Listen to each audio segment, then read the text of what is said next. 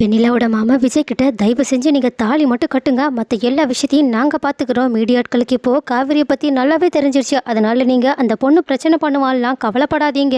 நீங்க பாருங்க வெண்ணிலா எப்படி அழுதுட்டு இருக்கான்னு சொல்லிட்டு வெண்ணிலாவை ரொம்பவே பரிதாபமான நிலைமையில இருக்க மாதிரி விஜய் கிட்ட காட்ட, ஆனா விஜயோ செம்ம கடுப்போட தான் நின்றுட்டு இருக்காங்க. ஆனா வெண்ணிலாவோ உன்னால எப்படி இப்படி என்னை பத்தி கொஞ்சம் கூட யோசிக்காம இருக்க முடியுதுன்னு எனக்கு ஒண்ணுமே புரியல. நான் என்னோட அப்பா அம்மாவை இழந்து போய் நின்றுட்டு இருக்கேன்னு சொல்லிட்டு அவங்களோட ஆக்சிடென்ட் விஷயத்த பத்தி எல்லாம் பேச, இதை கேட்ட அஜயோட அப்பாவும் ஐயோ என்ன இவன் நம்மள மாட்டி வர மாதிரி பேசிட்டு இருக்காளேன்னு சொல்லிட்டு கொஞ்சம் டென்ஷனோட நின்றுட்டு இருக்காங்க. ஆனா இன்னொரு பக்கமும் வீட்டுல சாரதா கிட்ட யமுனா இந்த மாதிரி ஆன்லைன்ல வெளியான வீடியோ, அதாவது விஜயும் காவேரியும் பேசிட்டு இருக்க வீடியோவை அப்படியே எடுத்து காட்டிடுறாங்க. இதனால கங்கா இவ எதுக்காக தான் இப்படி பண்றாளோன்னு சொல்லிட்டு டென்ஷனோட இருக்கா. ஆனா யமுனாவோ தன்னோட ரூட் கிளியர் ஆகணும்ன்ற ஒரே காரணத்துக்காக சாரதா கிட்ட அம்மா நான் சொல்றேன் தப்பா நினைச்சுக்காத, அதான் விஜய் காவேரி தான் வேணும்னு இவ்வளவு பிடிவாதமா இருக்காங்கல்ல, அப்பனா ஏன் நம்ம அவங்க ரெண்டு பேரையுமே சேர்த்து வச்சிடக்கூடாதுன்னு சொல்ல, இதை கேட்டுட்டு பாட்டியும் சரி கங்காவோட அத்தையும் சரி யமுனா சொல்றதும் எனக்கு சரிதான் படுதுன்னு சொல்லிட்டு அவங்களுக்கு சப்போர்ட் பண்ண சாரதாவும் நான் மட்டும் என்ன வேண்டாம்னா சொன்னேன், நான் காவேரியோட முடிவுக்காக தான் காத்துட்டு இருக்கேன்னு சொல்லிட்டு ஒரு வழியா காவேரியோட குடும்பத்தில் இருக்கவங்க அத்தனை பேருமே விஜயையும் காவேரியையும் சேர்த்து வைக்கிறதுல தனக்கு எந்த ஒரு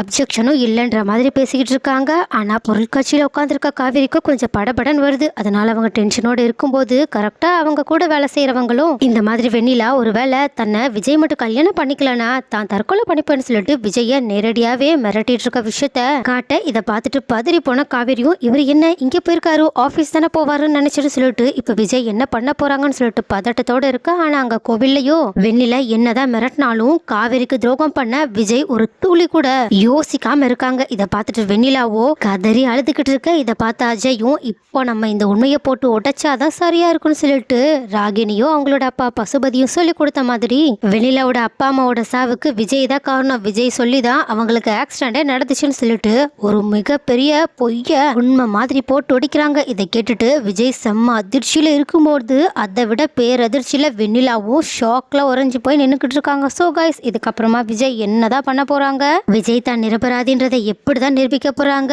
அவங்க ராகினியோட சதி திட்டத்தில இருந்தோ வெண்ணிலாவோட பிளான்ல இருந்தோ எப்படி தப்பிக்க போறாங்க, அடுத்து என்ன நடந்தா நல்லா இருக்கும்னு உங்களோட கருத்துக்கள் என்னன்றத கமெண்ட்ல சொல்லுங்க.